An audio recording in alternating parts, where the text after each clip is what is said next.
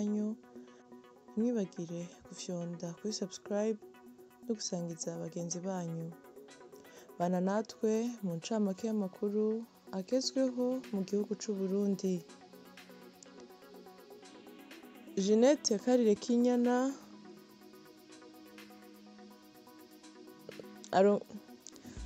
arongoye ishirahamwe ry'abashingamateka b'abakenyezi yatanze icigwa mu ruganda wo kwigisha abakenyezi bari mw'ishirahamwe ry'abakenyezi b'abashingamateka mu Burundi, aho yashikirije ko hakiriho inzitizi kugira umukenyezi mwirimizi ashikira iterambere nko gushikira ingurane mw'ibanki, kubera ko ata bintu vyiwe aba afise yotangako ingwati, kubera ko vyose biba vyanditswe ku mugabo. Rero ngo bagiye guhimiriza abakenyezi birimizi babereka ico bashobora gukora ku iterambere ryabo n'iry'igihugu.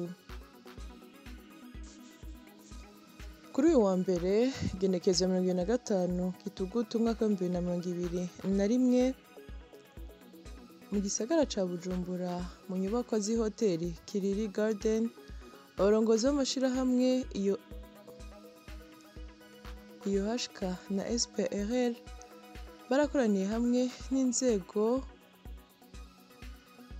ziserukira ubushikiranganji butandukanye kugira ngo barabire hamwe ivyerekeye gushira mu ngiro ubuhinga bwa none mu bisata bitandukanye, nk'ubwerekeye ivy'inyandiko ndangamuntu, ivyerekeye ubudandaji n'amabanki, ndetse no guhanahana amafaranga mu buryo bworoshe ndetse bunyaruka.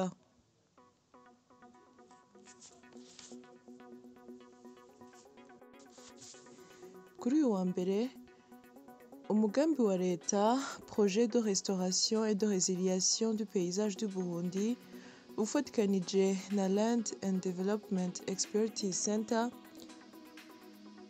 baratanze impapuro ndangatongo 207 muri komine ya Isare mu ntara ya Bujumbura Rirare, mu ntumbero yo gufasha abenegihugu mu kubandikishiriza amatongo kugira bagabanye amatati y'amatongo, kandi mu gihe ahanini usanga yibonekeza kenshi mu masentare. Ivyo birori bikaba vyari vyatewe iteka n'uwuserukira ibanki y'isi yose mu Burundi Veronique Kabongo, aho nabo bari bashigikiye ico gikorwa, ndetse n'umushikiranganji ajejwe ibidukikije hamwe n'abandi baherekeje uwoserukira ibanki y'isi yose, ndetse n'uwujejwe ubutunzi mu karere ka Afurika.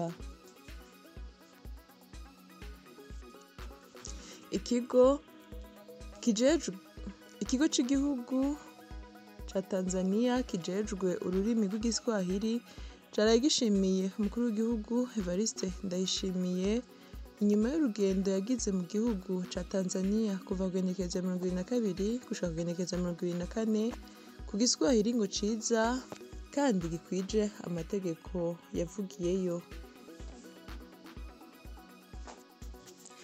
Mu gisagara ca Bujumbura kuri uyu wa mbere ipoto zigera kuri 17 zarashinzwe kw'ibarabara rya 13 muri Nyakabiga ya kabiri, mu gikorwa cafashwe mu mugongo n'imvukira zo kuri iryo barabara ziba mu Burundi hamwe n'abari mu makungu. Umukuru w'iyo zone Janvier Ndihokubwayo yarashimiye cane abo bariko barakora ico gikorwa, yongera ahamagarira n'abandi kubikora gutyo, kubera ko uwo mugambi wo gushira amatara ku mabarabara wagize akamaro kanini, kubera ko nk'ubusuma bwaragabanutse ku rugero rushimishije. Rero ngo ni igikorwa cari gikwiye kubandanya no kuyandi mabarabara asigaye.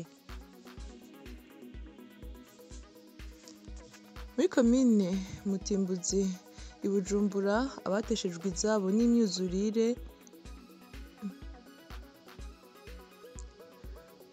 muri site ya Kinyinya ya kabiri, ahari abateshejwe izabo n'imyuzurire yateye amakaritiye yo mu Gatumba muri komine Mutimbuzi, barasaba kuronswa amahema mashasha kubera ko ayo bafise banagishoboye kubugamika na cane cane muri iki gihe c'imvura, aho imvura iguye barara bahagaze.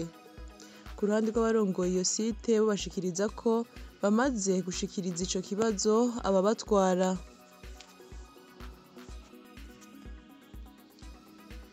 Rwinzitunga arongoye intara y'ubuvuzi ya Kirundo arabeshuza ibihuha bimaze imisi bivuga ko hari amavuriro amwe yo mu ntara y'ubuvuzi arongoye atakira abakobwa canke abagore batwaye inda batari kumwe n'abo bubakanye canke batagira abo bubakanye biciye mu mategeko.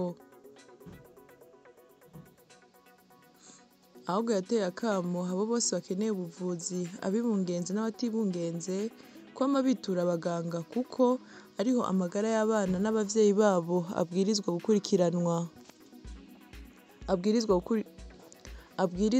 gukurikiranirwa. Mu ntara ya Bubanza, umwigeme w'imyaka 18 wo ku mutumba wa Gahongore, zone Mitakataka, nyuma yaho akurikiranwe kw'igenekerezo 22 Gitugutu uyu mwaka turimwo kubera icaha co gukorora inda, aho igipolisi cari camufashe kiramufunga, nyina agenda gushikiriza ko bamubeshera, nyuma baramurekura.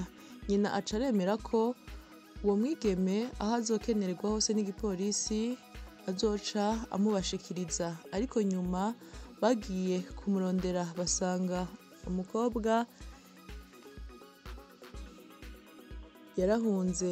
Kuri ubu ntibazi iyo ari.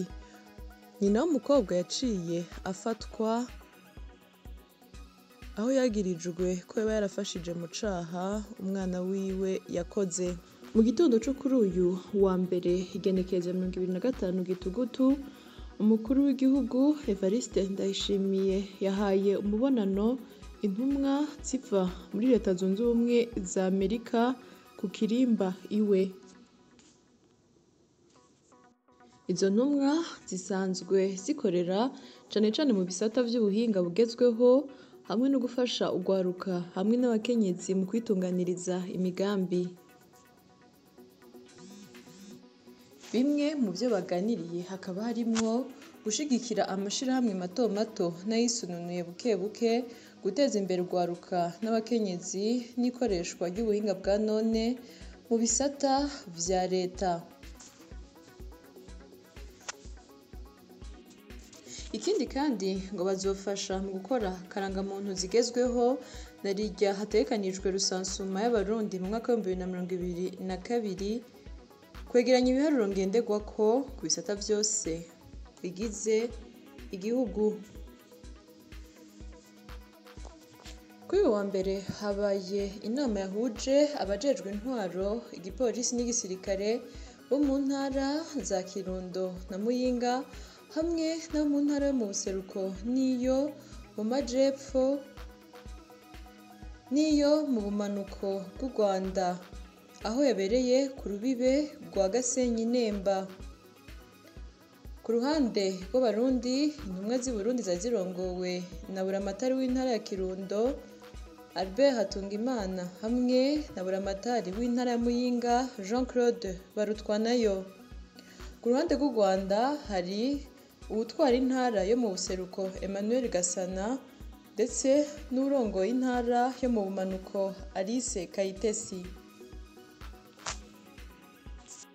Bimwe mu vyafundikiwe muri iyo nama nuko abarundi n'abanyarwanda bagiye gufashanya mu gutorera inyishu ibibazo bishoboka, guhana amakuru ku gihe hagati y'inzego zose no guhanahana abagizi ba nabi, akaba ari mu ntumbero yo gukomeza amahoro n'umutekano ku mbibe z'ivyo bihugu. Si ivyo gusa, ngo bazora bahura rimwe mu mezi 3, kandi ngo bazohimiriza abo barongoye ku mpande zose mu kubigisha amategeko agenga imbibe. Mu nama iriko ibera mu gihugu c'u Rwanda i Kigali, itegura izohuza abashikiranganji b'imigenderanire mu bihugu bigize ishirahamwe ry'ubumwe bwa Afurika n'ishirahamwe ry'ibihugu vya Buraya. Uburundi bwaserukiwe n'umugwi urongowe na Ferdinand Bashikako asanzwe ari umunyamabanga ntayegayezwa mu bushikiranganji bw'imigenderanire. Bikaba bitegekanijwe ko ku munsi wa kabiri hazoba inama ihuza abashikiranganji b'imigenderanire bava mu bihugu bigize ubumwe bwa Afurika na Buraya. Ni mu gihe kuri ubu abantu 500 aribo bitavye iyo nama, kandi bakaba bafashe ingingo yo kurabira hamwe ibintu bihanze abimukira batibagiye n'ibijanye n'ikiza ca COVID-19.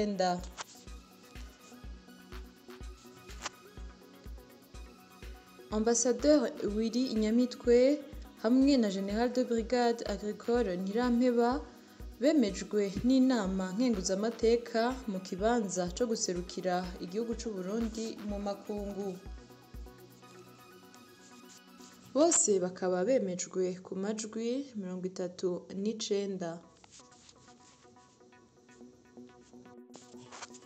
Umunyamabanga ntayegayezwa mu bushikiranganji bujejwe uburimyi, ubworozi n'ibidukikije kuri uwa mbere mu kiganiro n'abamenyeshamakuru, Emmanuel Ndorimana yashikirije ko umwimbu w'ibigori wegeranijwe uriko uragurishwa n'ikigo ca leta Anagesa kijejwe gutunganya ikigega ntegabizoza ku mafaranga 970 ku kiro, aho biri ku bigega vy'amakomine. Rero ngo ushaka kubigura abanza kuriha amafaranga muri banki, mu maposita canke mu mashirahamwe yo kuziganya no kuguranana. Kandi uranguye ivyo bigori azobigurisha amafaranga 1,080 ku kiro. Kandi amakomine ngo yarahawe ububasha bwo guhana abatubahiriza ibiciro vy'ibigori vyashinzwe na leta.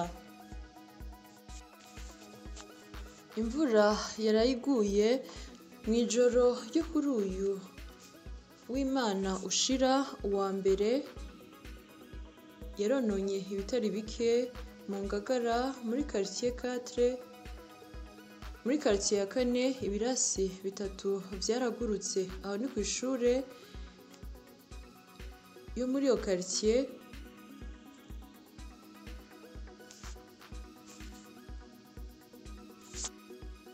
Abanyeshure 2 akaba aribo bakomeretse, umwe mu mutwe uwundi ku kuguru, aho bari bazindutse batonda imvura iragwa baja kugama amatafari arabagwako.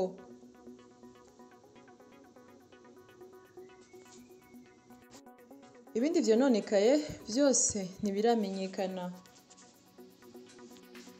Dutandukire amakuru y'inkino. Kuva ku igenekerezo 18 Gitugutu gushika ku igenekerezo ya 24 habaye ihiganwa rya karate igoma mu gihugu ca Congo, aho Uburundi bwatahukanye ikibanza ca kabiri n'imidari 15. Iyo higanwa ikaba yahuje ibihugu vyo mu karere k'ibiyaga binini, ikaba yitwa Tournoi d'amitié des pays des Grands Lacs.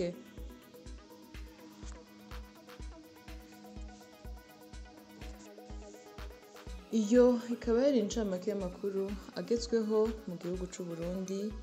Mwakoze mwebwe mwese mwaduteze yompi, ntimwibagire gufyonda kuri subscribe no kubisangiza bagenzi banyu. Murakoze.